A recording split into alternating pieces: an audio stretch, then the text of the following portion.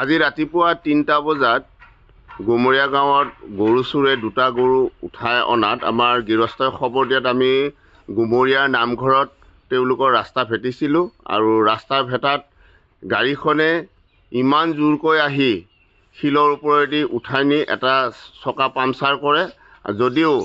গাড়ীখন পলাই যাবৰ কাৰণে সক্ষম হয়, আমি তেওঁলোকৰ পিছা কৰি যাই থাকোঁতে গম পালোঁ যে কলমপাৰৰ গৈ তেওঁলোকে গৰু এৰি দি চকা সলাই থকাৰ অৱস্থাতে স্থানীয় ৰাইজে গাড়ীখন দেখে আৰু আমি গাড়ীখন কৰেক্টৰ কৰোঁ, লগতে গৰুকেইটাও আমি উদ্ধাৰ কৰোঁ আৰু লগে লগে আমি সোণাপুৰ আৰক্ষী চকীক খবৰ দিওঁ আৰু সোণাপুৰ আৰক্ষী চকীক আমি এটাই জনাবৰ কাৰণে ওলাইছোঁ যাতে ইয়াৰ উচিত তদন্ত ল'ব লাগে। কাৰণ গোটেই ডিমৰীয়া অঞ্চলৰ পৰা এই গৰু চোৰ চক্ৰই গৰুৰ লগতে ছাগলীৰ লগতে অন্যান্য জীৱ জন্তু আমাৰ ইয়াৰ পৰা চুৰ কৰি নি আছে, যাতে সম্পূৰ্ণ তদন্ত কৰি ইয়াৰ উচিত ব্যৱস্থা কৰে, তাকেই আমি সোণাপুৰ আৰক্ষী চকীক অনুৰোধ জনাইছোঁ। ধন্যবাদ। আজি ৰাতিপুৱা ৩টা বজাত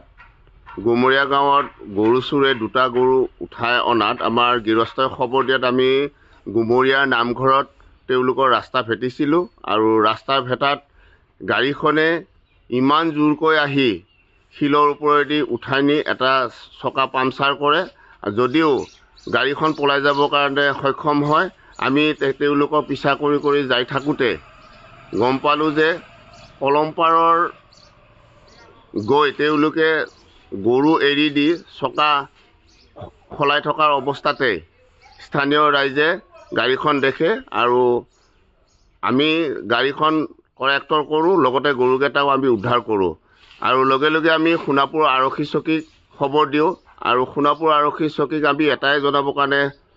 ওলাইছোঁ যাতে ইয়াৰ উচিত তদন্ত ল'ব লাগে। কাৰণ গোটেই ডিমৰীয়া অঞ্চলৰ পৰা এই গৰু চোৰ চক্ৰই গৰুৰ লগতে ছাগলীৰ লগতে অন্যান্য জীৱ জন্তু আমাৰ ইয়াৰ পৰা চুৰ কৰি নি আছে, যাতে সম্পূৰ্ণ তদন্ত কৰি ইয়াৰ উচিত ব্যৱস্থা কৰে, তাকেই আমি সোণাপুৰ আৰক্ষী চকীক অনুৰোধ জনাইছোঁ। ধন্যবাদ। আজি ৰাতিপুৱা ৩টা বজাত গুমৰীয়া গাঁৱত গৰু চোৰে দুটা গৰু উঠাই অনাত আমাৰ গৃহস্থই খবৰ দিয়াত আমি গুমৰীয়াৰ নামঘৰত তেওঁলোকৰ ৰাস্তা ভেটিছিলোঁ আৰু ৰাস্তা ভেটাত গাড়ীখনে ইমান জোৰকৈ আহি শিলৰ ওপৰেদি উঠাই নি এটা চকা পামচাৰ কৰে। যদিও গাড়ীখন পলাই যাবৰ কাৰণে সক্ষম হয়, আমি তেওঁলোকৰ পিছা কৰি যাই থাকোঁতে গম পালোঁ যে কলমপাৰৰ গৈ তেওঁলোকে গৰু এৰি দি চকা সলাই থকাৰ অৱস্থাতে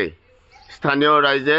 যিকোনো খবৰৰ বাবে যোগাযোগ কৰক 7099017330 লগতে 7099017110 নম্বৰত।